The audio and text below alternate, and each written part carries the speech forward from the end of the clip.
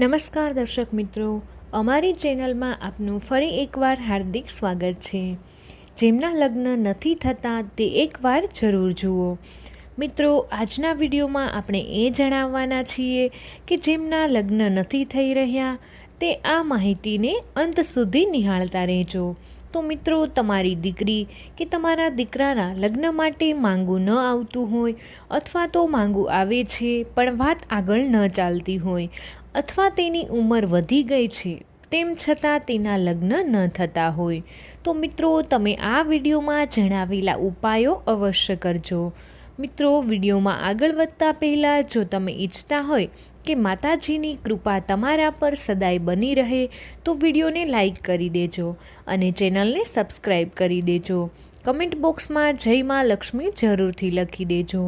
મિત્રો, જો તમારી દીકરી કે દીકરાના લગ્નમાં વિલંબ થતો હોય તો તમારી દુનિયામાં એવી ઘણી બધી વસ્તુ છે કે જેના ઉપાય કરવાથી તમને તે સમસ્યાનું સમાધાન જલ્દી જ કરી શકો છો.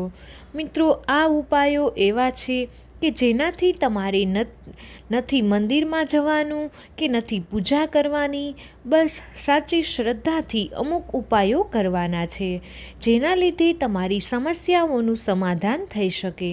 મિત્રો, ભગવાનને ઘણી બધી એવી વસ્તુ છે કે જે પ્રકૃતિને દેન છે તો તેનાથી પણ તમારી બધી જ મનોકામના પૂર્ણ થઈ શકે છે.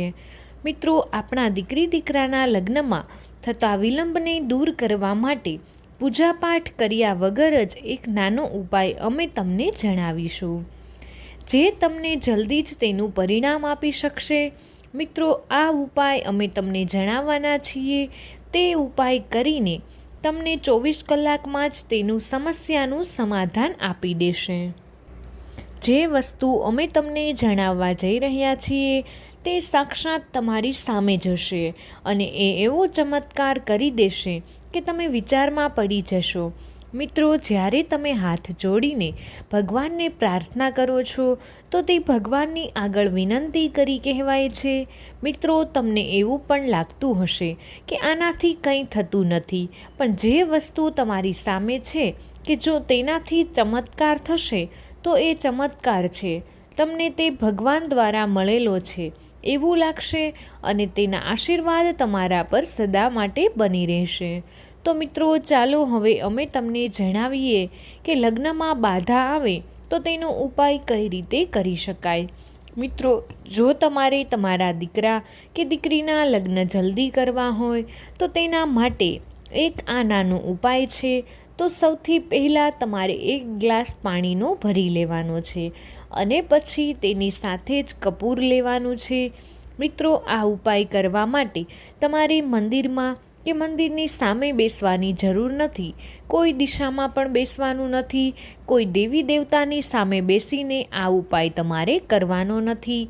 મિત્રો, આ ઉપાય છે ઈશ્વરની જ દેન છે કે જેના આશીર્વાદથી આ બધી વસ્તુઓ થઈ જશે. મિત્રો, જળ દેવતા છે એ તમારી બધી જ સમસ્યાનું સમાધાન કરી દે છે. આમ જોઈએ તો દીકરી કે દીકરાના લગ્ન જે સમસ્યા આવે છે એટલે કે તેના લગ્ન થતા નથી અથવા તો તેનો સંબંધ નક્કી થાય છે તેમ છતાં તે તૂટી જતો હોય છે તો મિત્રો, આજ જળ દેવતાનો એક ઉપાય તમે કરી લેશો તો તમારી બધી જ સમસ્યાનું સમાધાન તમને અવશ્ય મળી જશે. મિત્રો, આ ઉપાયને તમે કોઈ પણ દિવસે કરી શકો છો. આ ઉપાયને કોઈ પણ લોકો કરી શકે છે. આ ઉપાયને માતા પિતા પણ કરી શકે છે અને બાળકો અથવા તો છોકરા છોકરીઓ પણ પોતાના માટે આ ઉપાયને કરી શકે છે. તેમાં કોઈ શંકાને સ્થાન નથી. મિત્રો, તમારે આ ઉપાય કરવા માટે કંઈ એવી વસ્તુ લેવી જોઈએ, આ એક ખાસ વાતનું ધ્યાન રાખવાનું છે. મિત્રો, તમારે સૌપ્રથમ 2 કપૂર લેવાના છે, તેના પછી તમારે 1 ગ્લાસ પાણી લેવાનું છે અને આ ઉપાય તમારે રાતમાં જ કરવાનો છે. જે દિવસે તમે આ ઉપાય શરૂ કરો છો તો એ દિવસે રાત્રે તમારે 1 ગ્લાસ પાણી લઈ લેવાનું છે અને તેની સાથે 2 કપૂર લેવાના છે. મિત્રો, અત્યારે હું તમને એ પણ જણાવી દઉં કે જુઓ, દીકરા દીકરીઓ વિદેશમાં રહેતા હોય અથવા તો બહાર નોકરી કરવા અથવા તો ધંધો કરતા હોય તો તે બહાર પણ આ ઉપાય પોતાના માટે કરી શકે છે. જો તે આ સમસ્યાથી પીડાતા હોય તો તેને પણ આ ઉપાય જરૂર કરી લેવો જોઈએ. કોઈ નાની એવી સમસ્યા નથી મિત્રો, અમે તમને જે આ ઉપાય જણાવવા જઈ રહ્યા છીએ જેનાથી સગાઈ અથવા તો લગ્નના દરવાજા તમારા માટે હંમેશા માટે ખુલ્લા થઈ જાય છે. અત્યાર સુધી બંધ પડેલા હતા, ભલે તમારી ઉંમર વધારે થઈ હોય પણ તેમ છતાં આ ઉપાય કરવાનો છે કે જેથી તમારી લગ્ન સંબંધિત કોઈ પણ સમસ્યાઓ સમાપ્ત થઈ જશે. આથી તમે આ ઉપાયને એકવાર જરૂરથી કરી લેજો. તો મિત્રો, હવે તમારે શું કરવાનું છે? જેવી રાત થઈ જાય તો તમારે 1 ગ્લાસ પાણી લેવાનું. ગ્લાસ તો કોઈ પણ ધાતુનો અથવા તો કાચનો ચાલશે. તેની સાથે 2 કપૂરની ગોળીઓ પણ લેવાની છે. અને જ્યારે તમે રાત્રે સૂવો છો ત્યાં 1 કપૂરવાળા ગ્લાસનું પાણી તમારે માથાની પાસે રાખી દેવાનું છે. જો માતા પિતા આ ઉપાય કરતા હોય તો બાળકની બાજુમાં આ પાણીનો ગ્લાસ અને 2 કપૂર રાખી દેવાના છે. મિત્રો, તેમાંથી 1 કપૂર છે તે તમારે આ ગ્લાસના ભરેલા પાણીમાં નાખી દેવાનું છે અને બીજું 1 કપૂરની ગોળી તે બાળકના ઓશિકા નીચે મૂકી દેવાની છે. તેની સાથે જ જો મિત્રો તમારા બાળકો અથવા તો દીકરા દીકરી તમારી સાથે પણ ન હોય તો તમે એકલા પણ આ ઉપાયને કરી શકો છો.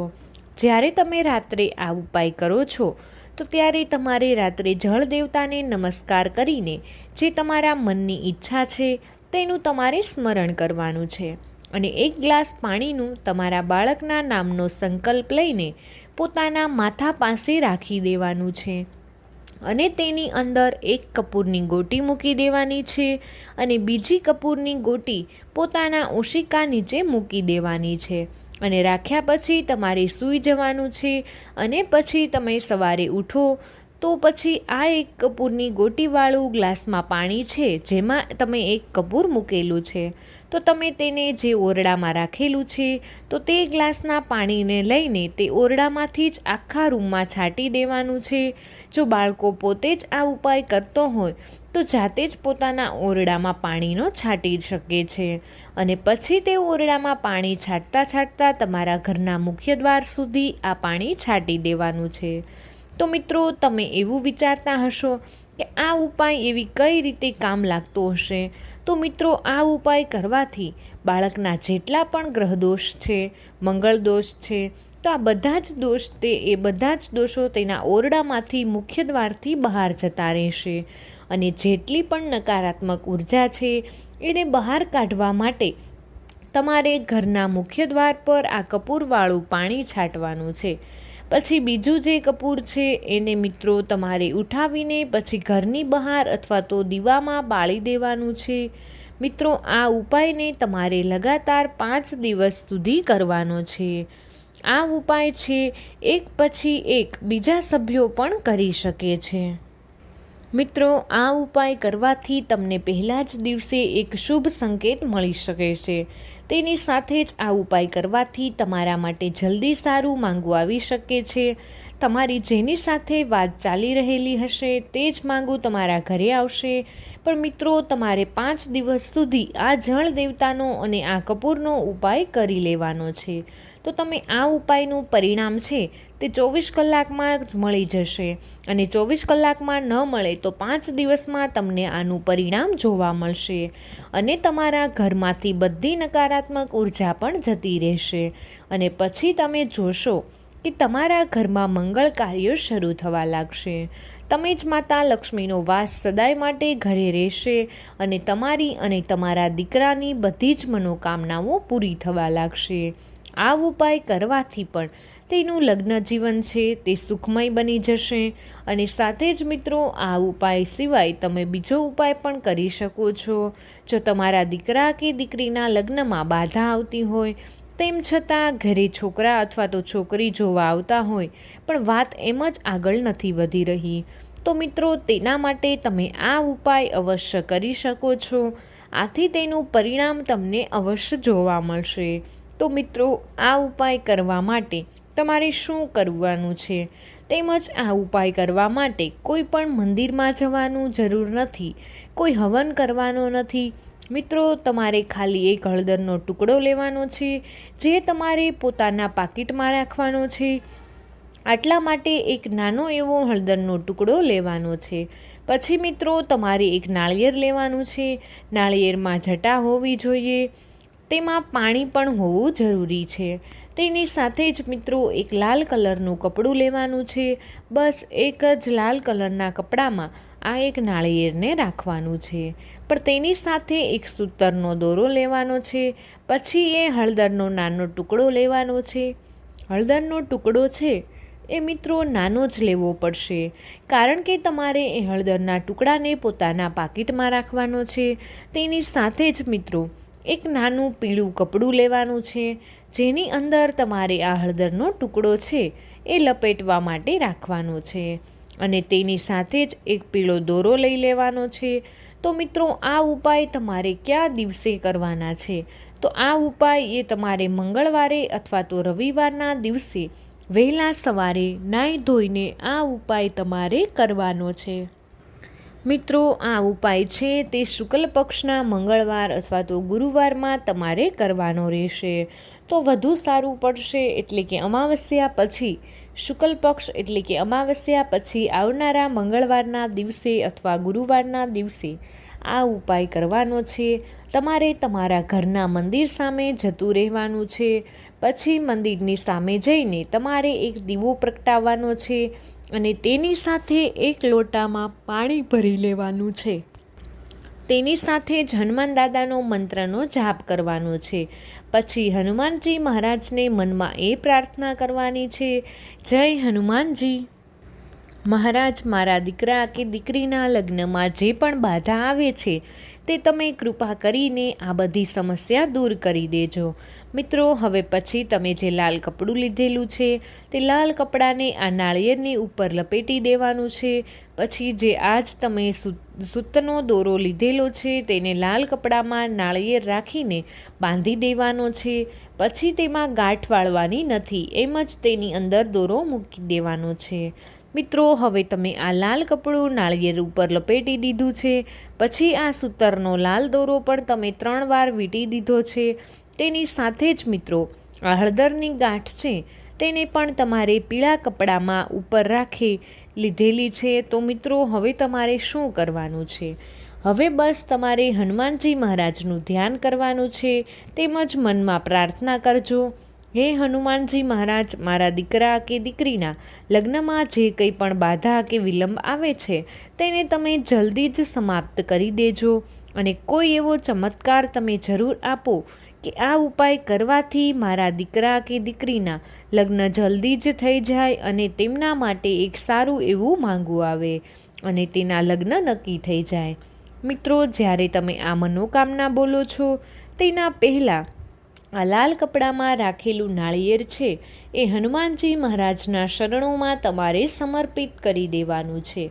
પછી પવિત્ર મનની સાથે આ મનોકામના હનુમાનજી મહારાજ દ્વારા અને સાચા વિશ્વાસથી તમારે સંકલ્પ કરવાનો છે કે હે ભગવાન, હું મારા દીકરા કે દીકરીના લગ્ન માટે સંકલ્પ કરી રહી છું. મારા દીકરા કે દીકરીના લગ્ન જલ્દી કરાવી દેજો. તમે તમારા આશીર્વાદ અમારા ઉપર હંમેશા રાખજો. તમે આ ઉપાય કર્યો છે એ પૂરી શ્રદ્ધાથી અને સાચા મનથી આ ઉપાય કર્યો છે અને મેં વિશ્વાસ છે કે આ ઉપાય કરવાથી મારા દીકરા કે દીકરીના જીવનમાં કુંડળીમાં જે કંઈ પણ પ્રકારનો દોષ છે તેનું નિવારણ થઈ જશે. જો કોઈ પણ પ્રકારનો પિતૃદોષ હોય તો તે પણ તેનું નિવારણ થઈ જશે. મંગળ દોષ હશે તો તેનું પણ નિવારણ થઈ જશે. આ વસ્તુ મનમાં બોલવાતા નાળિયેર છે એ હનુમાનજી મહારાજને ચડાવી દેવાનું છે. તેની સાથે જ તમારે હનુમાન ચાલીસાનો પાઠ કરવાનો છે અને છેલ્લે માથું નીચે નમાવીને હનુમાનજી મહારાજના ચરણોમાંથી આ લાલ કપડામાં લપેટેલું નાળિયેર એ લઈ લેવાનું છે. પછી તે લાલ કપડામાં વીંટેલા નાળિયેરને ઘરમાં એક એવી જગ્યા પર રાખી દેવાનું છે કે જ્યાં કોઈની નજર ન પડે અને જ્યાં કોઈની નજર પણ ન જાય. મિત્રો આ નાળિયેરને તમે ઉપરના કોઈ પણ ખૂણામાં રાખી દેવાનું છે કે જ્યાં તેને કોઈ તેનો સ્પર્શ પણ ન કરી શકે. તેની સાથે જ મિત્રો આ હળદરની ગાંઠ છે તે પોતાના પાકીટમાં રાખી દેવાની છે. જેના લગ્ન ન થઈ રહ્યા હોય તેના પાકીટમાં રાખી દેવાની છે. જ્યાં સુધી તેના લગ્ન ન થઈ જાય ત્યાં સુધી આ હળદરનો ટુકડો છે તેને પોતાની પાસે રાખવાનો છે.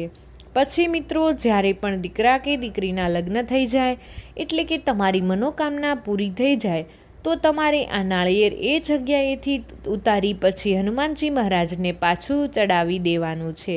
મિત્રો, આ ઉપાય છે તે મંગળવાર અથવા તો ગુરુવારની સવારે કરવાનો છે. મિત્રો, ધ્યાન રાખજો કે આ ઉપાય છે તે સાંજનો નથી, પરંતુ માત્ર આ ઉપાય છે તે સવારનો જ કરવાનો છે. જે વ્યક્તિ પણ આ ઉપાય કરેલો છે તો તે દિવસે જ તે માણસને મીઠાને ગ્રહણ કરવાનું નથી. જો તમે આ ઉપાય સવારે કર્યો છે તો તમારે સાંજ સુધી મીઠું એટલે કે નમક આહારમાં લેવાનું નથી. આ વસ્તુનું તમારે ખાસ ધ્યાન રાખવાનું છે. તેની સાથે જ જો મિત્રો દીકરા કે દીકરી જો આ ઉપાય પોતે કરી રહ્યા છે તો તે એ દિવસે તમારે પીળા કપડાં પહેરવા એ વધુ શુભ માનવામાં આવે છે. તો મિત્રો, આ ઉપાય છે તે લાખો લોકો કરી લીધા છે અને બધા જ લોકોને આનું પરિણામ પણ જોવા મળેલું છે. તો મિત્રો, આ ઉપાય તમે અવશ્ય કરી લેજો કે જેથી કરીને તમારી બધી જ મનોકામના પૂરી થઈ શકે. તમારા લગ્ન અટકી ગયેલા હશે અથવા તો છૂટાછેડા થયા હશે તો પણ તેનું સમાધાન તમને મળી જશે. તમારા ઘરે કોઈ દીકરી અથવા તો દીકરાનું માંગું ન આવતું હોય તો તે પણ આવી જશે, પરંતુ તેમાં વાત આગળ ચાલતી નથી તો એ બધી જ સમસ્યાનું સમાધાન તમને થઈ જશે. મિત્રો, વિડીયો પસંદ આવ્યો હોય તો વિડીયોને લાઈક કરી દેજો અને ચેનલને સબસ્ક્રાઈબ કરવાનું ભૂલશો નહીં અને કમેન્ટ બોક્સમાં જય માં લક્ષ્મી જરૂરથી લખી દેજો.